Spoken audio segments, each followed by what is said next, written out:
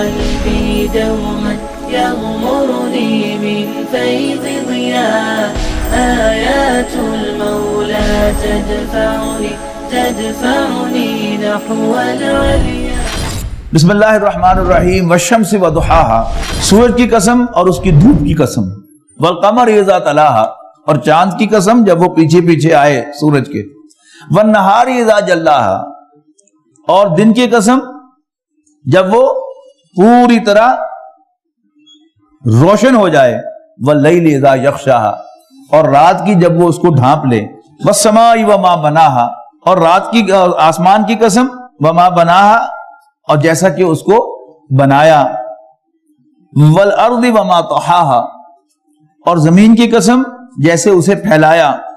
ونفس وما سواها، اور قسم ہے نفس کی. یہ وہی نفس ہے جو دل میں نے کہا تھا نا کہ اللہ تعالیٰ نے جو انسانی مخلوقات پیدا کی ہیں ان کا اگر آپ تجزیہ کریں تو 4 موٹی موٹی کیٹیگریز ہیں انسان کے، اللہ تعالیٰ کی مخلوقات کی. سب سے پہلی کیٹیگری جو ہے وہ فزیکل آبجیکٹس کی ہے، ڈیڈ میٹر جسے ہم کہتے ہیں. وہ کیا ہے؟ اگر ایک یعنی موومنٹ کو ہم سامنے رکھ کر ان کا تجزیہ کریں تو نیوٹن کے بقول، اس لیے کہ فزیکل آبجیکٹس کو سب سے زیادہ جس شخص نے سمجھا ہے وہ نیوٹن ہے، اور اس کے جو 3 لاز آف موشن ہیں ان کو سامنے رکھیے تو اس کا پہلا جو قانون حرکت ہے وہ کیا ہے؟ جو چیز ساکن ہے وہ ساکن رہے گی، جو متحرک ہے وہ متحرک رہے گی، جب تک اس پر کوئی بیرونی قوت اثر انداز نہ ہو. یہ کپ یہاں پڑا ہے، میں نے اٹھایا تو اونچا ہوا، میں اس کو ہوا میں چھوڑوں گا تو کشش سگل اسے کھینچے گی تو نیچے گرے گا. خود بخود نہ ہلنے والا ہے، اور اگر فرکشن نہ ہو تو اس کی موومنٹ بھی رکے گی نہیں جب تک کوئی بیرونی قوت اس پر اثر انداز نہیں ہوگی. اس کے مقابلے میں جو دوسری مخلوق اللہ تعالیٰ نے پیدا کی وہ پودے تھے. پودوں میں کیا ہوتا ہے؟ ان کے اندر گروتھ ہوتا ہے. اب گروتھ کی بنیاد پر کیا ہے؟ پہلے تو پودے کا جو بیج ہے وہ پھٹتا ہے، یعنی کوئی بیرونی طاقت اس پر اثر انداز نہیں ہوتی. اس کے اندر وہ لائف جو ہے اس کی بنیاد پر ایک طاقت ہوتی ہے جس سے وہ بیج پھٹتا ہے. پھر اس کے اندر ایک طاقت ہے جس کی بنیاد پر اس کی جڑ نیچے کی طرف بڑھتی ہے اور تنا اوپر کی طرف چڑھتا ہے. پھر شاخیں اوپر پھیلتی ہیں، جڑیں نیچے پھیلتی ہیں. تو یہ کیا ہے؟ انٹرنل فورس ہے گروتھ کی، جس کی بنیاد پر وہ موومنٹ ہو رہی ہے. تیسری مخلوقات جو اللہ تعالیٰ نے پیدا کی ہیں وہ حیوانات ہیں. حیوانات کا معاملہ یہ ہے کہ وہ یعنی پودوں سے بھی زیادہ ان کے اندر حیات جو ہے وہ ظاہر ہوتی ہے، اور پودے جو حیوانات ہیں وہ آپ کو والنٹری موومنٹس کرتے ہوئے نظر آتے ہیں. یعنی وہ چلتے ہیں، پھرتے ہیں، آگے بڑھتے ہیں، پیچھے ہٹتے ہیں، ہوا میں اڑتے ہیں، ڈائیو کرتے ہیں، اوپر چڑھ جاتے ہیں. مچھر جو ہے وہ سیدھا یوں کر کے بھی اوپر اٹھ جاتا ہے. تو یہ کیا ہے؟ یعنی بڑی فریکوینٹ موومنٹس یہ کرتے ہیں. لیکن ڈارون کا ایک ہے نظریہ ارتقاء، اس کو ایک طرف رکھیے، لیکن جو اینیمل نیچر ہے اس کا بھی جو بہترین انالیسس کرنے والا ہے سائنس کی دنیا میں وہ ڈارون ہے. ڈارون یہ کہتا ہے کہ تمام حیوانات جو ہیں وہ اسٹرگل فار ایگزسٹنس کرتے ہیں، یعنی اپنی بقا کی جنگ لڑ رہے ہیں، اور اس بقا کی جنگ میں وہ کچھ حرکتیں کرتے ہیں اپنی بقا کے لیے. کھاتے ہیں، پیتے ہیں اور ریٹیلیٹ کرتے ہیں. یہ اپنی ذات کی بقا کے لیے کرتے ہیں.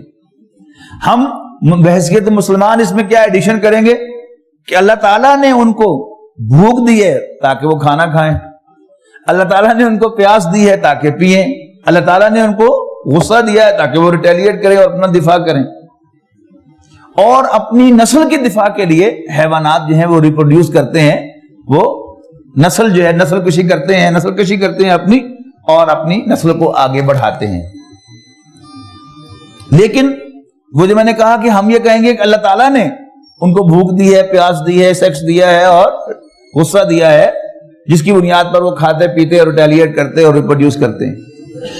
لیکن ہمارا آبزرویشن کیا ہے کہ جانور کو جب بھوک لگ جائے اور اس کی پسند کا کھانا بھی اس کی دسترس میں ہو تو کھاوے. جن لوگوں نے بھینس پالی ہے انہیں یاد ہوگا کہ روز صبح شام گتاوے کی بالٹی اس پر لا کے توڑی پہ انڈیلی جاتی ہے. بھینس کو پتا ہے کہ میرے مالک نے مجھے کھانے نہیں دینی, لیکن وہ روز اٹیمپٹ ضرور کرتی ہے کہ میں روکھا گتاوا کھا لوں. روز کا تجربہ بھی اسے سکھا نہیں سکتا کہ نہیں کھانی. دوسری طرف کوئی گھوڑا شدید گرمی کے موسم میں وہ جوتا ہوا ہے ٹانگے کے آگے, پیاس لگی ہوئی ہے اس کو گندا پانی بھی نظر آئے گا تو وہ وہاں پینے کی کوشش کرے گا. ہاں اس کا کوچوان جو ہے اس کی باگ کھینچ لے گا اور منہ کو پانی تک پہنچنے نہیں دے گا, تب وہ پانی پینے سے رک سکتا ہے, ورنہ نہیں رک سکتا. ٹھیک ہے. اسی طرح حیوان کو جب غصہ آ جائے اور اس کی اسیسمنٹ یہ ہو کہ میں غصے کا اظہار کر کے بدلہ لے سکتا ہوں تو لے ہی لے. اور اسی طرح جب جنسی خواہش بیدار ہو جائے اس کی اور اس کا اپوزٹ سیکس جو ہے وہ بھی اس کے دسترس میں ہو, تو اس کے پاس انٹرنلی کوئی طاقت نہیں ہے کہ اپنے آپ کو سیکس کے ایکسپریس کرنے سے روک سکے. ماں سوائے انسان کے یہ چوتھی مخلوق ہے کہ جو پورا حیوان ہے, اسے بھوک بھی لگتی ہے, پیاس بھی لگتی ہے, غصہ بھی آتا ہے اور اس کے اندر جنسی خواہش بھی ہے. لیکن اللہ کے فضل و کرم سے پورے 28 دن ہو گئے ہیں ہم اس کی پریکٹس کر رہے ہیں کہ لذیذ سے لذیذ کھانا بھی موجود ہوتا ہے اور 20 قسم کے مشروبات بھی فریج میں پڑے ہوتے ہیں. ہم میں سے کتنے بد نصیب ہیں کہ جو ان کو پی لیتے ہیں؟ کوئی نہیں پیتا. ٹھیک ہے نا. اسی طرح ہمارے نوجوان, عام طور پر ہمارے یہاں ایک غلط رسم ہے کہ شعبان میں تھوک سے حساب سے شادیاں کی جاتی ہیں. یہ ظلم ہے نوجوانوں پر. اس کے فوراً بعد رمضان کا مہینہ آ رہا ہے, کوئی اکا دکا کوئی نوجوان ہوتا ہے جس سے غلطی ہوتی ہے کہ اپنا روزہ توڑ بیٹھتا ہے, ورنہ اللہ کے فضل و کرم سے ہمارے اکثر نوجوان بھی اس ڈسپلن کو آبزرو کرتے ہیں کہ نہیں اللہ تعالیٰ نے منع کیا ہے, لیکن جہاں تک تعلق ہے اس کی خواہش کے ہونے کا وہ موجود ہوتی ہے. لیکن یہ انسان کا کمال ہے کہ وہ اپنی اس خواہش کو اپنی مرضی سے ایکسپریس کرتا ہے, خواہش کے ہاتھوں مجبور ہو کے ایکسپریس نہیں کرتا. تو یہ جو اللہ تعالیٰ نے انسان کو عطا کیا ہے صلاحیت, یہ ہے اس کا وہ نفس, وہ قلب کہ جو آزاد پیدا کیا اللہ تعالیٰ نے. اقبال نے کہا کہ خاکی و نوری نہاد بندہ مولا صفات, کہ انسان کے اندر روح بھی ہے جو اللہ تعالیٰ کی روح ہے. یہ خاکی اور نور کا, اللہ تعالیٰ کا نور ہے روح, اور یہ انسان کا جسم خاکی ہے. خاکی اور نوری نہاد بندہ مولا صفات, یہ بندہ جو ہے یہ اللہ تعالیٰ کی صفات اپنے اندر رکھتا ہے.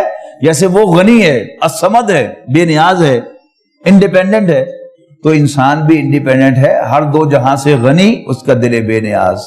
کہ انسان کا دل بے نیاز جو ہے یہ ہر دو جہاں سے غنی ہے. تو اب اس کی یہاں قسم کھائی جا رہی ہے, وَنَفْسٍ وَمَا سَوَّاهَا. عظمت کو دیکھیے, یعنی وہ جو کہا تھا اقبال نے کہ اپنی خودی پہچان او غافل افغان. تو یہ اپنی خودی کو اللہ تعالیٰ یہاں پہچان رہا ہے, اس کی قسم کھا رہا ہے. کس کی قسم کون کھا رہا ہے؟ رب العالمین. لیکن قسم کس کی کھا رہا ہے؟ میرے اور آپ کے اس نفس کی جس کو اس نے بنایا اور سنوارا, جسم کو بنایا اور نفس کو سنوارا. وَنَفْسٍ وَمَا سَوَّاهَا, اور نفس کی قسم جس جیسے اس نے اس کو فنش کیا, برابر کیا, اس کی نوک پلک سواری. فَأَلْهَمَهَا فُجُورَهَا وَتَقْوَاهَا, اور پھر الہامی طور پر اس میں ڈالا اس کے فجور کا علم بھی اور اس کے تقوی کا علم بھی. یہ ہاں کی ضمیر جو ہے یہ بھی نفس کی طرف جا رہی ہے.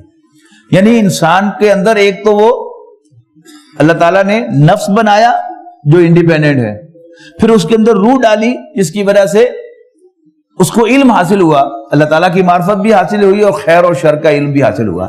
اس خیر اور شر کے علم کو یہاں کیا کہا گیا ہے؟ فَأَلْهَمَهَا, اس کو الہامی طور پر بتایا. فجور حق ہا, فجر کہتے ہیں بھاڑنے کو, رات کا پردہ چاک ہوتا ہے, فجر کے وقت تو دن چڑھنا شروع ہوتا ہے. اس کو الہامی طور پر بتایا کہ what ڈس انٹیگریٹس اٹ, اس نفس کو کون سی چیز تباہ کرے گی؟ اللہ تعالیٰ کی نافرمانیاں تباہ کریں گی. وَتَقْوَاهَا, اور کون کون سی چیزیں اسے کنزرو کریں گی.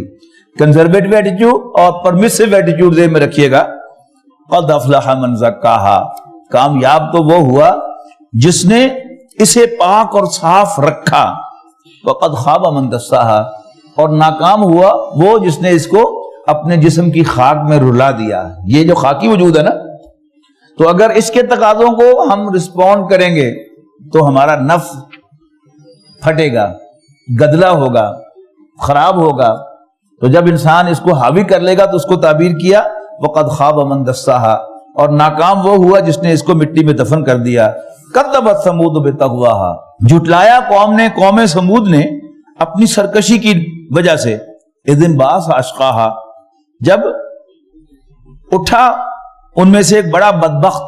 فقال لهم رسول اللہ، لیکن قوم سمود سے اللہ کے رسول حضرت صالح نے کہا ناقۃ اللہ وسقیاہا، او بچ کے رہو اللہ کی اونٹنی سے اور اس کی باری سے، جو پانی پینے کی باری ہے اس میں گڑبڑ نہ کرنا. فَكَذَّبُوهُ فَعَقَرُوهَا، لیکن انہوں نے اللہ کے رسول کو جھوٹا قرار دیا. فَعَقَرُوهَا، اور اس کی اگلی ٹانگیں کاٹ دی اونٹنی کی. فَدَمْدَمَ عَلَيْهِمْ رَبُّهُمْ بِذَنبِهِمْ فَسَوَّاهَا، آخرکار تباہی اور بربادی نازل کر دی ان پر ان کے رب نے ان کے گناہوں کے سبب، اور ان کو پدرا کر دیا. وَلَا يَخَافُ عُقْبَاهَا، اور اللہ تعالی کسی بھی چیز کے کانسیکوینسز سے نہیں ڈرتا. دنیا میں بڑے سے بڑا شخص جو ہے وہ ایک اٹیمپٹ کرتا نا کسی کے خلاف، تو پھر اسے اس کا ریباؤنڈ بھی آتا ہے اور اسے پھر فیس کرنے پڑتے ہیں اس کے کانسیکوینسز. اور بڑے بڑے لوگ جو ہیں وہ اسی میں ایک رسک لیتے ہیں، تو بعض اوقات سروائیو کرتے ہیں اور بعض اوقات پھر ان کا وجود ختم ہو جاتا ہے. لیکن اللہ تعالیٰ کسی سے نہیں ڈرتا، کسی کے کانسیکوینسز سے نہیں ڈرتا.